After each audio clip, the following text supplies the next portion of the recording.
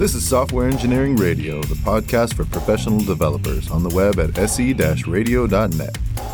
SE Radio is brought to you by the IEEE Computer Society and by IEEE Software Magazine. Online at computer.org/software.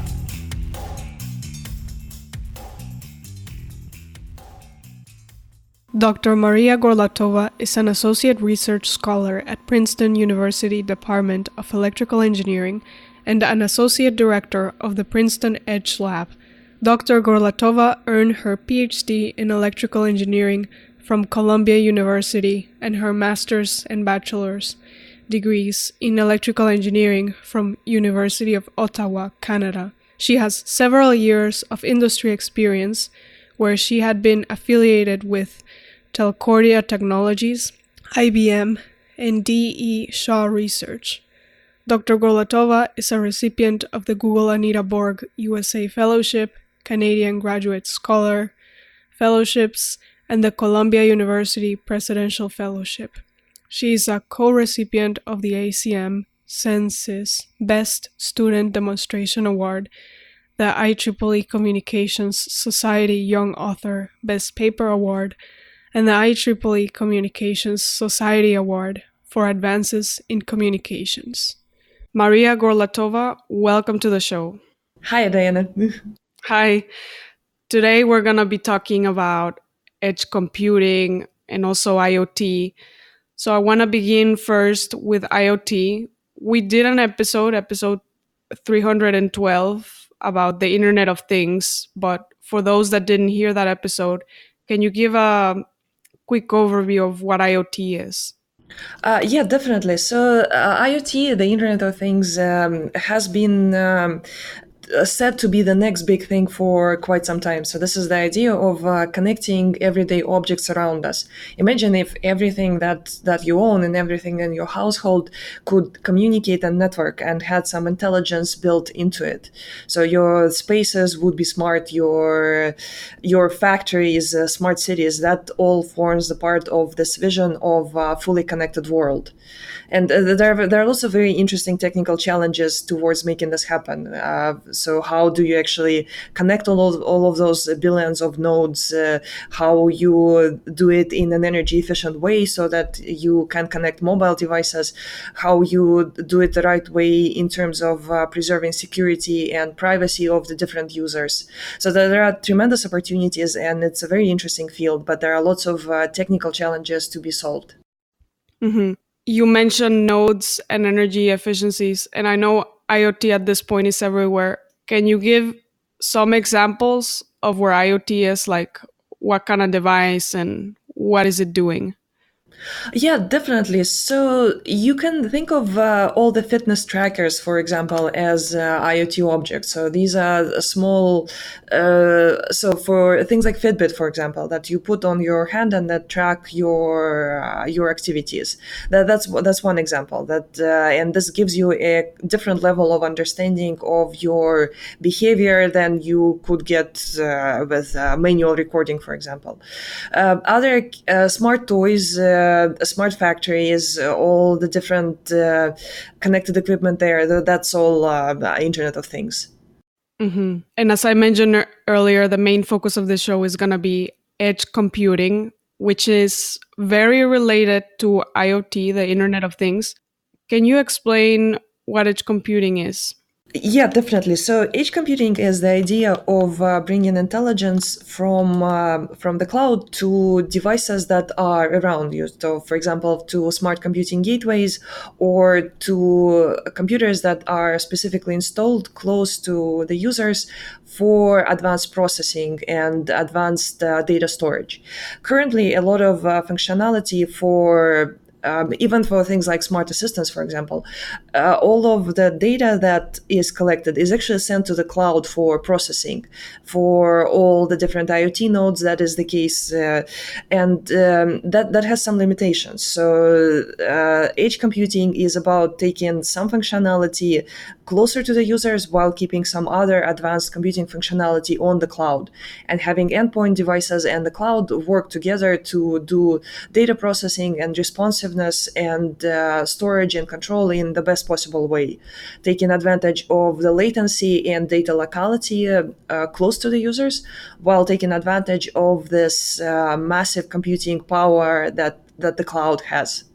So what you mentioned is bringing some of the intelligence from the cloud to the smart devices. We talked about Fitbit earlier. So in a sense, it would be enable that Fitbit to do some computing in the Fitbit, right? Just to imagine this.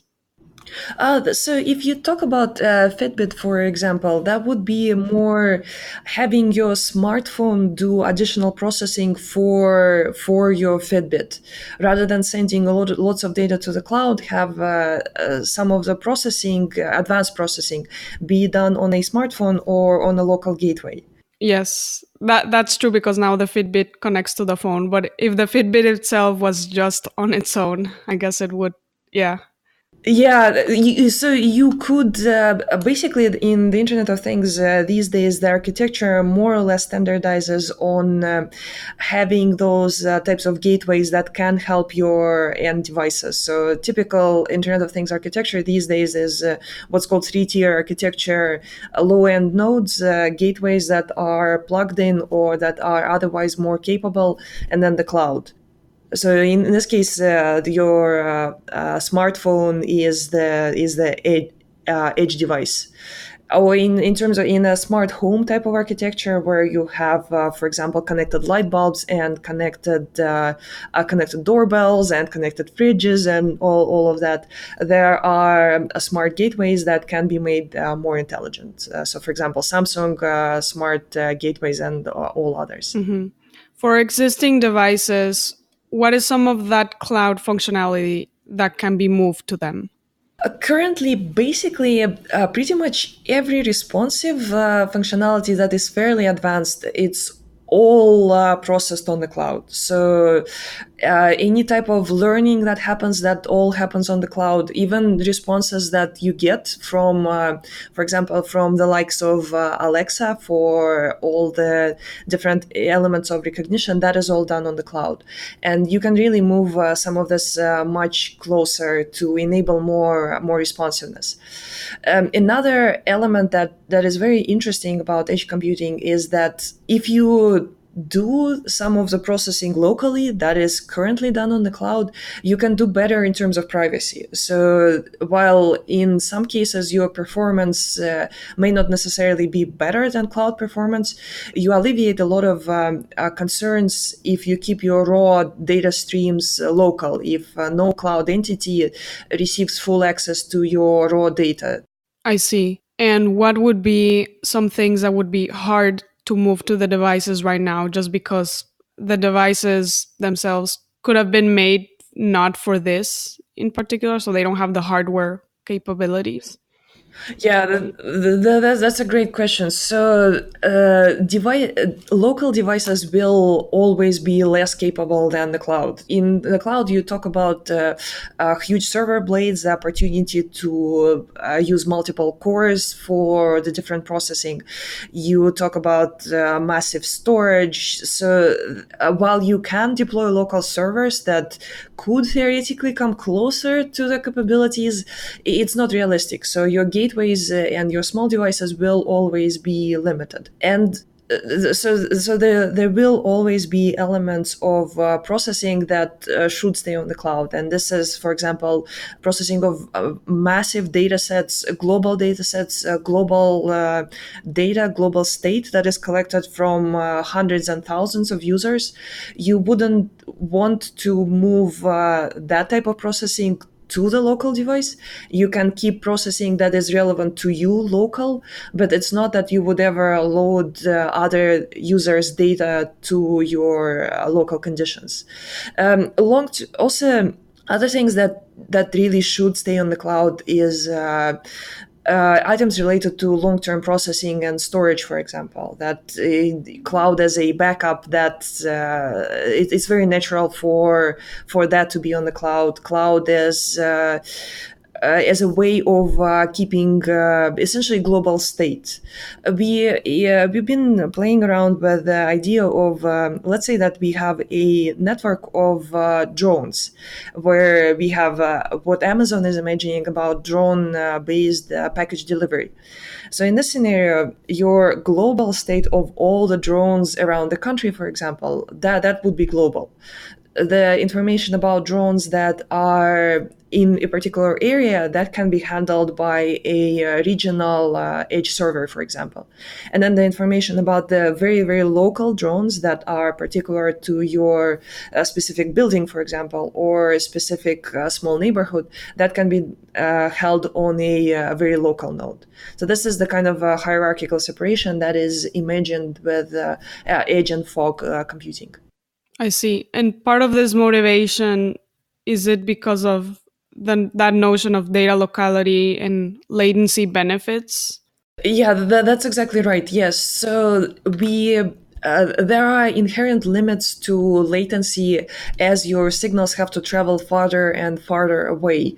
So there are bounds that just cannot be crossed, and you will always be faster with local nodes, just from the physics of it.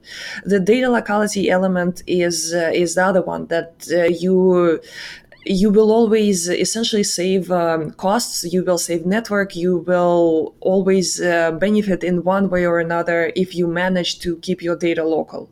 I see. Yes, also because of this importance of privacy in this space. Right, that's exactly right. Yeah, that's exactly right. That's exactly that. Part of your work involves evaluating edge computing. And for this, I saw that you created an edge computing test bed. Can you explain what this is? Yes, so we've created a fairly small setup that allows us to test some of the ideas around doing local processing and remote processing jointly for fairly complicated operations that are currently done on the cloud. So we've picked an example of machine learning. Specifically, we picked a regression, but it doesn't have to be a regression. Any type of a machine learning operation could be done there. And we've implemented some ideas around data locality, that we do part of the machine learning training locally without moving the data to the cloud. And then some devices move some of the raw data to the cloud, and then the partial local models get combined in a way that is, in machine learning, they call it ensemble learning. So a combination of locally obtained models. And this is in contrast to what is currently done for training systems, where all of the data from all the devices gets moved to one location, and a machine learning algorithm iterates over it in one place. So we've built a testbed that allows us to play with these ideas. We have local nodes. We use Raspberry Pis for both data collection and for local processing for this local model computation. And on the cloud side, currently we are using an AWS backend, Lambda, and DynamoDB for processing on that side. We collect basic information. We've essentially instrumented our Raspberry Pis with SenseHead boards that collect different types of sensor information around that they are observing: temperature, pressure, some other parameters. So some of the Raspberry Pis are sensor nodes that simply collect this information, while others do this kind of local computing. And we've instrumented the testbed to measure all the different parameters that are important to an edge computing system: the latency of the overall processing, the quality of the results of the learning that we achieve, and also we've implemented it to measure costs, and we use just actual costs that Amazon is charging us for the processing on Lambda. But we can also plug in a different backend and try other things in terms of costs. So it's a system where you can really play with this distributed learning ideas, essentially. Mm-hmm. So in this case, the edge computing nodes are the Raspberry Pis? That's right. Yes. And you're saying these are connected, this communicate to AWS. Yes, that's right. Yes, several of them communicate to AWS, and we use serverless processing on the AWS side. Mm-hmm. And you mentioned in this case, this testbed, the focus was a linear regression experiment. So itself, the nodes, what are they doing? The Raspberry Pis. Yeah, so they're calculating essentially regression models locally, and some of them calculate regression models locally, and some of them send their raw information to the cloud, and those partial models and the raw data get combined to create one global model. And you also mentioned AWS Lambda. For those that aren't familiar with this, can you explain what that consists of? Oh, yes. So cloud processing comes in different flavors. For a while, the cloud computing architectures have standardized on essentially providing capabilities that are in ways similar to what you would have locally. A virtual machine that you can use like you would be using your local computer. Relatively recently, starting from about 2013, what's called serverless architectures have started to be explored. There, it's not that you rent a machine from AWS or a core, or rather, there is a specific function that you write that AWS will run for you. So you do not have to create a server instance. You do not have to reserve a virtual machine. There's a function that will get instantiated on demand and will be performing the action that you'd like. So in AWS, the serverless functionality is called Lambda. Other cloud providers offer it as well under different names, but it's a very interesting idea that is kind of a win-win from the point of view of both end users and cloud providers. The likes of AWS essentially use their spare capacities to provide this type of on-demand functionality. So this allows them to use the types of resources that are traditionally underused for them. On the user side, using Lambda and other serverless functions allows you to, in some cases, process your information much cheaper, as you only pay for the server time that you use. You also don't have to worry about having your virtual machine up and running. That has advantages there as well. But the downside is that there are some limits that come with it. There is a startup time. There are some restrictions as to how you can write your functionality. But overall, what's very interesting about Lambda and other serverless functionality is that it has been specifically recommended for a lot of IoT solutions, for a lot of Internet of Things jobs, as they have this type of a property that once data comes in, it needs to be processed, but you do not necessarily need to run your virtual machine at all times. So this is where that comes in. A long answer to a simple question. Yeah, that's a great answer. For the example we were talking about, where we have the Raspberry Pis running linear regression models, and then they communicate through AWS Lambda, or they send information to AWS Lambda. What is the function in this case? What is the function in charge of? The function is in charge of combining the partial models. So combining the partial models and coming up with a global model that represents the summary of the learning of the local devices. I see. And in this particular experiment, I'm curious, in what ways does linear regression need to be adapted for edge computing? What was the motivation of choosing this? Yes, so in there are several benefits in this case, and also in other cases where you can do local learning. One of the benefits is you use less bandwidth. You tax the network less as you go from always sending all of your raw bit streams to sending only partial, essentially from to only sending features for the nodes that did processing locally. So you can see important savings in network utilization and important savings in cloud computing costs that are associated with it. So one element is just this, is a better use of network resources. Another benefit is data privacy, that you do not send raw data to the cloud from all nodes. It is only some nodes that do that. And overall, you are achieving these savings and benefits at fairly reasonable trade-offs in terms of the quality of the results.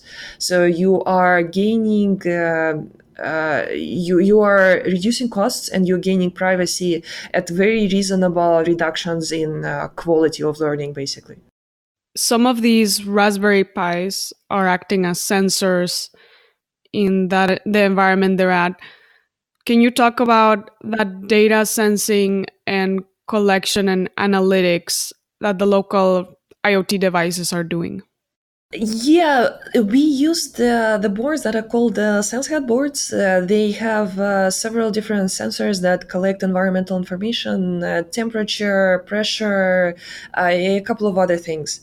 So we use those Raspberry Pis equipped with SenseHeads as essentially emulators of other types of IoT nodes. You can think of them as emulators of Fitbit-like functionality or connected light bulbs. And what is the linear regression machine learning trying to learn? We will be looking at correlations of the different environmental parameters, essentially. So we are trying to predict one environmental parameter from a number of others. But really, we're using here linear regression specifically, and these sensors as well as just emulators of any other types of learning or environmental data collection that you would be doing. When I was reading about this experiment, I saw that a subset of these IoT devices are acting as computing gateways. Are these the ones that are doing the linear regression computations? Yeah, that's right. Yeah, so the assumption is that, so for example, in a smart home, if you have your Samsung gateway and you have small endpoint sensors, the smart gateway would be the one that does local learning, local processing. I see. And as part of some of the bottlenecks that edge computing resolves in existing machine learning, can you talk a little bit more about those? For learning specifically, the two big questions that this type of an approach addresses is privacy and network utilization. So you can imagine that if you do not transmit as much raw data to the cloud, you keep your network free to do other things, which helps you essentially spend your network resources on providing more immediate services, on more on other things. So you lower the utilization of networks for these learning problems. And the other big issue that this approach addresses is privacy, not transmitting private data to the cloud. This is, however, only one use case for edge computing. Local training does not have this element of benefiting latency that other approaches to edge computing have. So this is one of the ways of using edge computing. From your experience, what have been the main technical challenges needed to enable edge? That is a great question. There are many different ones, and they come in different flavors, and different researchers consider different types of problems. I am very interested in this question of adapting computing for edge systems. Traditionally, the types of work types of work that look at, for example, distributing computing for different elements of data locality, they do not consider this element of local node being less capable, for example, than a global node. Your algorithms that have been designed for centralized operation and algorithms that have been designed for running in multiple cores of a server that where different cores have roughly same capabilities, all of those algorithms have to be adapted for this type of edge computing settings, and the adaptations are non-trivial, non-straightforward. So they require research, they require digging into the mechanics of fairly complex iterative algorithms. So that's one big challenge that a lot of work needs to be done that is on the algorithmic level for this. There are also a lot of challenges on the software level, in the sense that we are used to having, even with serverless computing, for example, we are used to having the cloud instantiate different things for us on demand. But how to achieve this in local devices, there are interesting challenges there and important problems to be solved. Which specific functionality should you have on any specific local node? How to make sure that that is available for the users? How to make sure that the handoff is handled right between different local nodes? All of fairly traditional questions in resource instantiation. They all have important considerations that need to be solved for edge specifically. For the first one that you mentioned about adapting computing for edge systems, are these mostly driven by the hardware limitations of the edge nodes? Yes, hardware limitations on one side, desire to save energy, also the element of possible interrupted connectivity between the local devices and the cloud, those all come into play. Can you talk a little bit more about the approach to start coming up with an adaptation? Do you begin by looking at the hardware or the algorithm itself? Just a quick overview of what that process looks like.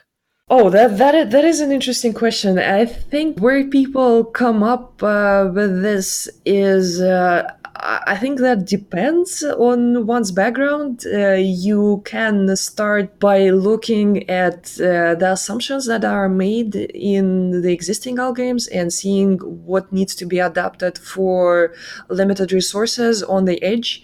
You can also look at this concept of what I need to do if I want to keep my data local. Let's say that we have algorithms that demand the data to be in one place. You can start thinking about how you would need to change them if you wanted to not move the data.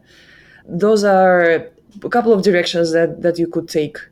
I want to talk now a little bit more about the architecture for edge computing. When I was researching for this, I saw one term that is used is that the architecture is horizontal.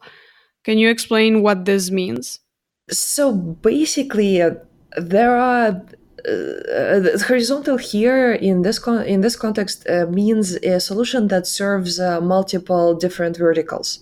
So a solution that is not specifically tailored to, for example, smart factories, but a solution much like the current cloud computing systems that different users can adapt to the different needs. Another area that I've seen you explore in terms of architecture is this notion of the fundamental pillars of the edge. One of them is security and scalability. Can you explain this a little bit more? Yes, so security is, of course, a huge concern in the Internet of Things. It is arguably one of the reasons why one of the limiters to the deployment of the Internet of Things.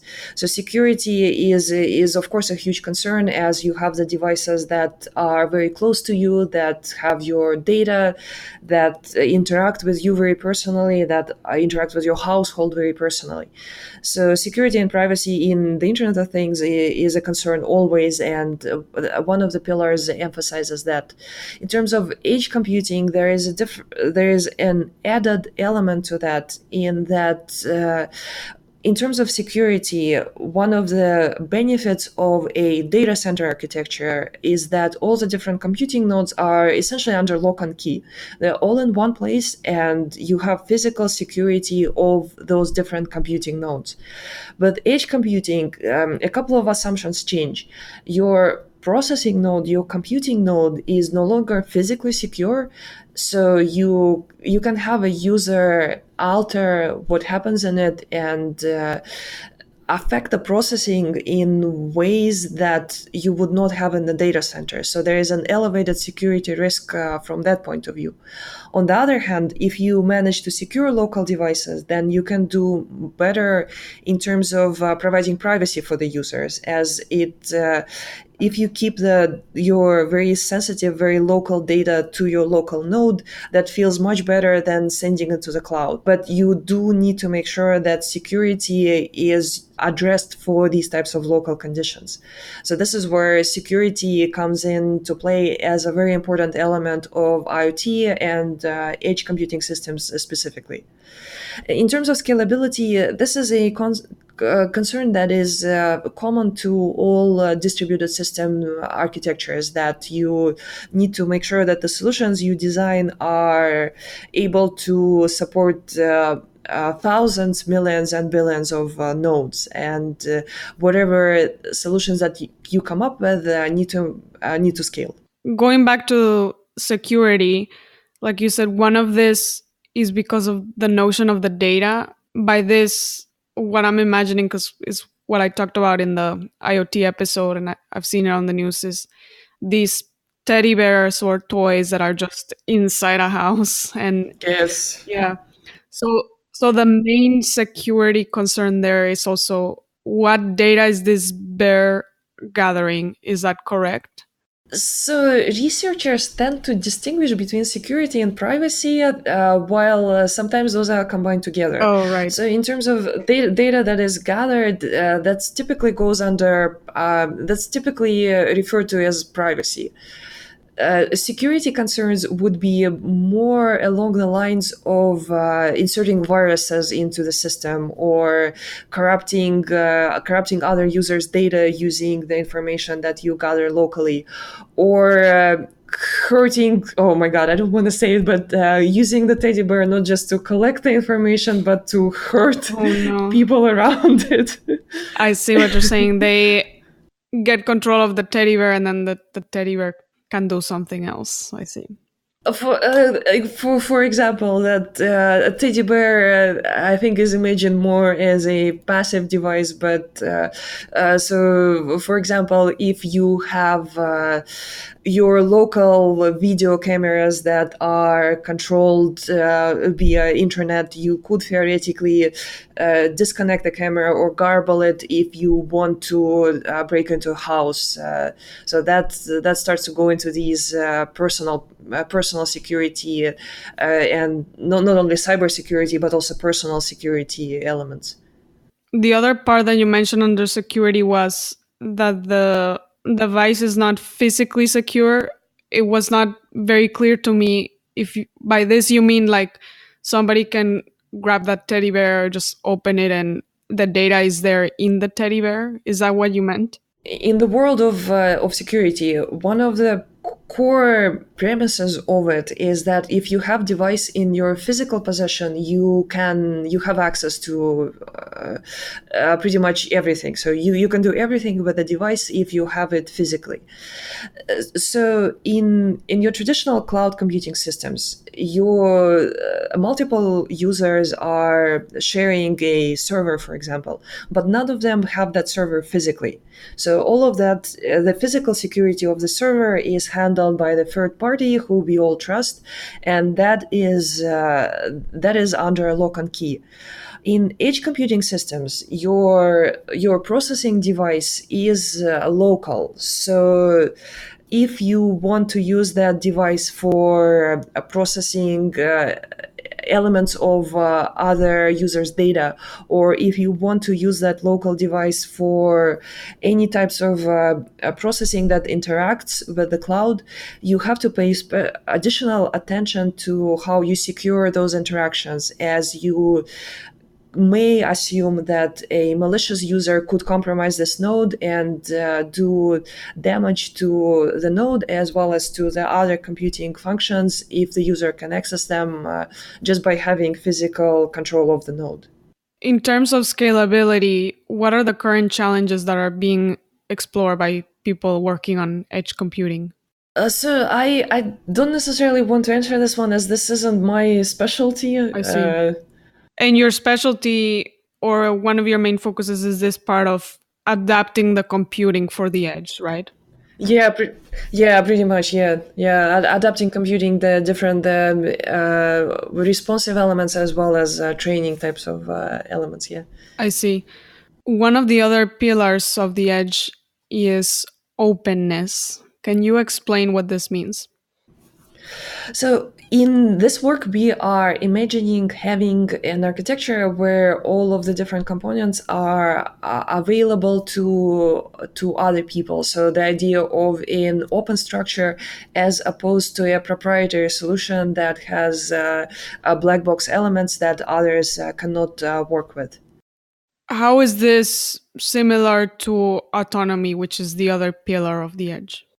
Autonomy is a very interesting question for edge systems. Autonomy implies the ability to make decisions without the cloud.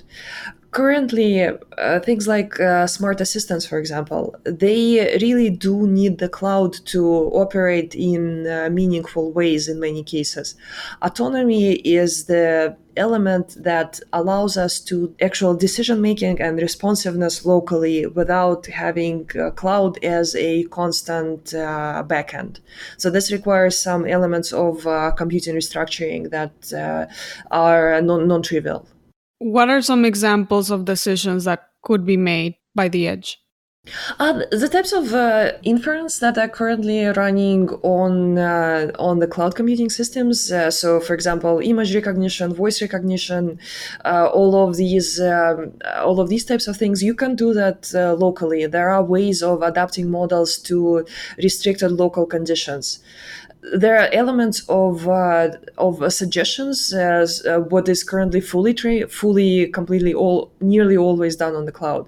So, for example, suggestions of the next soundtrack for you to listen to, that can be done locally. There's very interesting work that talks about this in personalizing those experiences as opposed to having them done on the cloud. And it really is becoming very, very powerful these days, the things that you can do with local devices. Any types of support that you would need for video processing, identifying if there are important objects in the video, identifying if the video changes in important ways between different elements. All of that can be done locally. Support for drones, support for autonomous cars. There's a lot of functionality there that can be fully moved to the edge. And the main component for this, you said, is personalization of experiences. It's one of the components. Yes, you can value personalization could be one of the values. The other values are the reduced latency and improved quality because of the richness of local information. The other pillar that I want to talk about is agility. Can you give an example of what this means? Currently, the way that cloud computing, this is a very good question. This is a very interesting element of edge computing. Currently, a lot of the work that is done with the cloud has this flavor of collecting vast quantities of data, processing it, say, overnight, and coming up with an update that is this once in a while. So your computing systems updates, your learning updates all happen on these very actually long time scales. Agility means that we can go from collecting data to making a decision on that data to acting on that data at a much different scale. So rather than waiting for days and weeks and months to collect the data and process it, we can get to the point where we're collecting data, we are incorporating it into our existing knowledge, and we are acting on it in the loop very quickly. So this is a different time scale of operations and a very different level of experience than what we currently have with the existing systems. In a sense, agility is leveraging the autonomy pillar because it's, like you said, is going from collecting the data because devices can have sensors and then making the decision itself. Right, that's exactly right. Yeah, that's a great way of putting it. The last pillar that I want to talk about is hierarchy. For example, what does the edge deployment look like?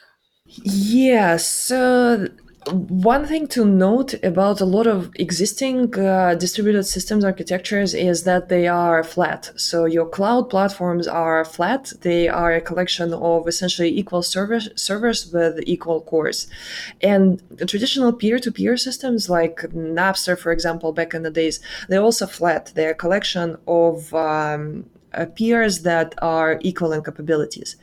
With edge systems, you have different levels of nodes that are very different in capabilities.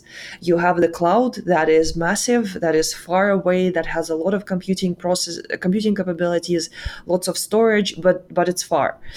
You have regional nodes that are very powerful as well. They're a little closer. They are smaller than your cloud nodes. They may offer different trade-offs in terms of latency, in terms of quality of processing. You go down and down that hierarchy level until you get to local gateways that could be mobile like your phone, that could be very much reduced in their processing capabilities, that could have fractions of the cores of cloud nodes. And then you get down to the endpoint devices that are trying to save energy, that have very restricted CPUs, that may want to sleep for long periods of time to save their energy. This is the hierarchical structure is essential to these systems. It's there, and you really need to figure out solutions that take advantage of what those different layers have to offer.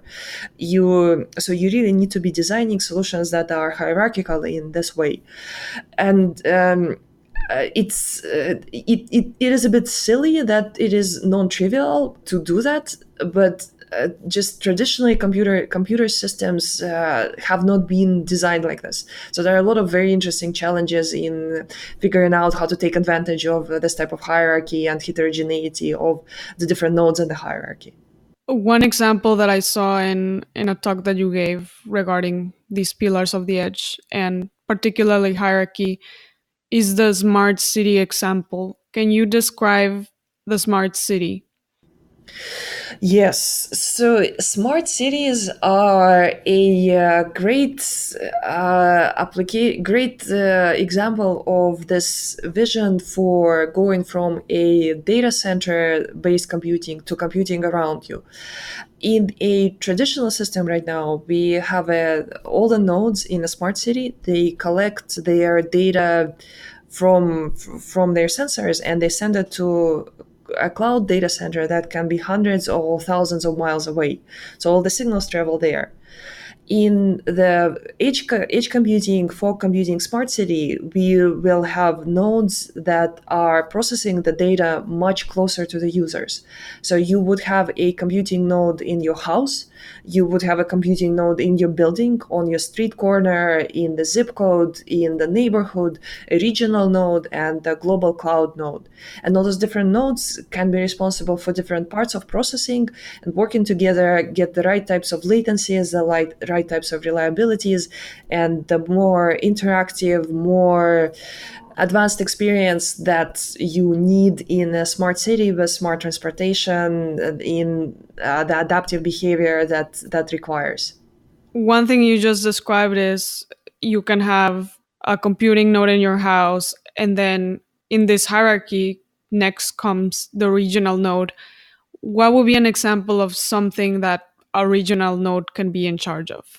So I think the hierarchies could have multiple levels between the house and the regional node. Currently, for example, companies like Comcast, they already have a box in your household, and they already have elements of architecture that are not so much regional as neighborhood based. And that's one of the elements that could be envisioned. Your nodes that are the next level from your household nodes that are responsible for different areas like a region or a zip code or a neighborhood, they could be responsible for decision making and analytics and tracking that is responsible, that is specific to that region. So, for example, data collection that aggregates the tastes of the different households in your zip code, the information about channel conditions and local mappings that is particular to a specific area that the node is responsible for.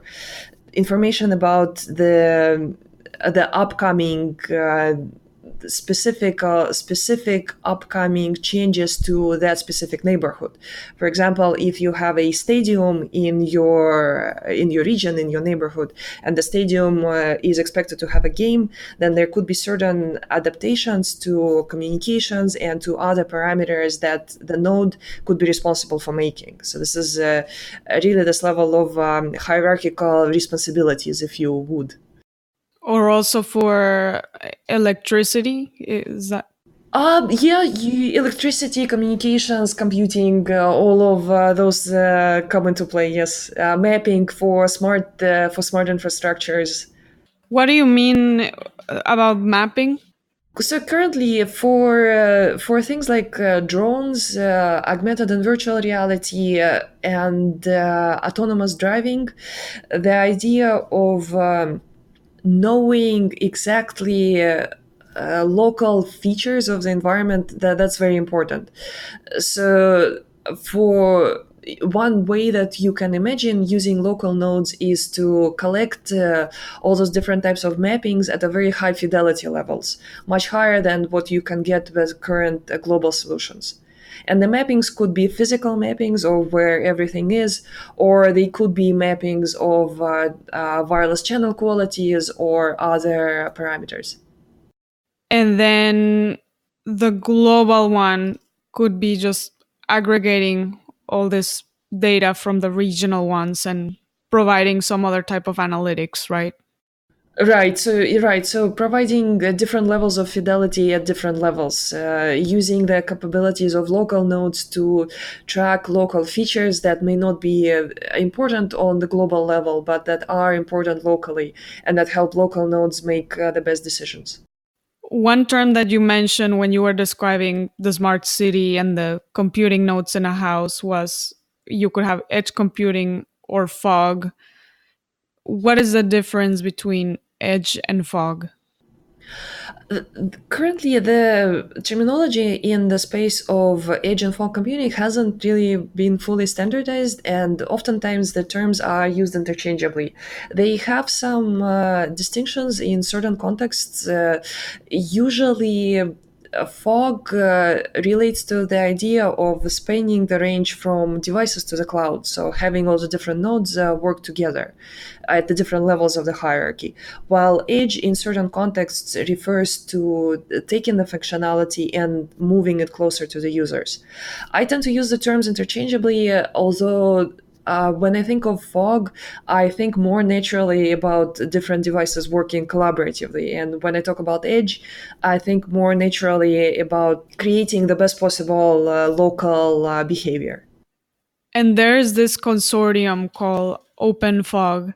Can you explain what it is? OpenFog is one of the organizations that drives forward this vision of fog computing, of the different devices at the different hierarchies levels working together.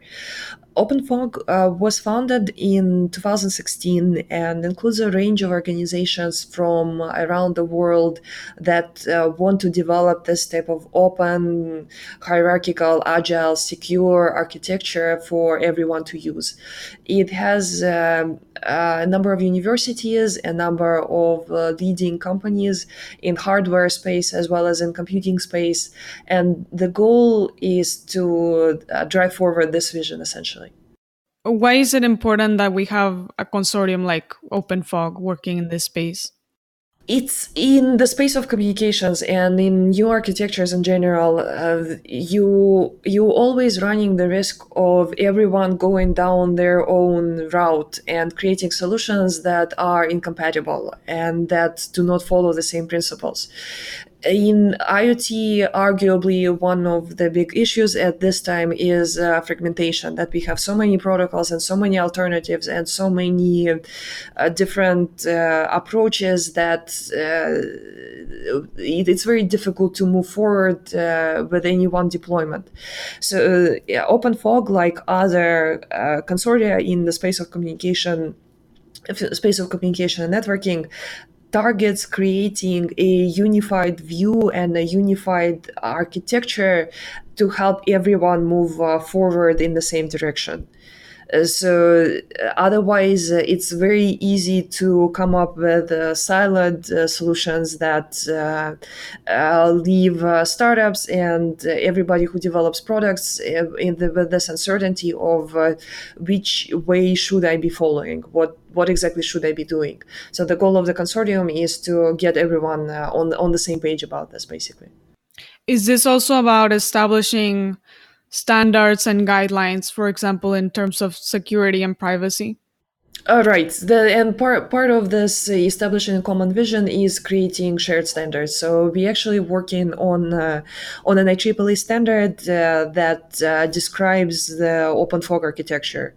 I see. And you mentioned members of this are both universities and companies, right? Yeah, so OpenFog has over 50 members, I believe, at this time, all over the world. Large companies like Intel, Cisco, Microsoft, a number of telecom giants, and others, as well as a number of startups and a number of universities that are taking more of a research look on fog-related elements. And the universities in OpenFog include Colorado Boulder, Princeton, Arizona State, Shanghai Tech, and quite a few others. Are we still in the early days of standardizing this edge computing?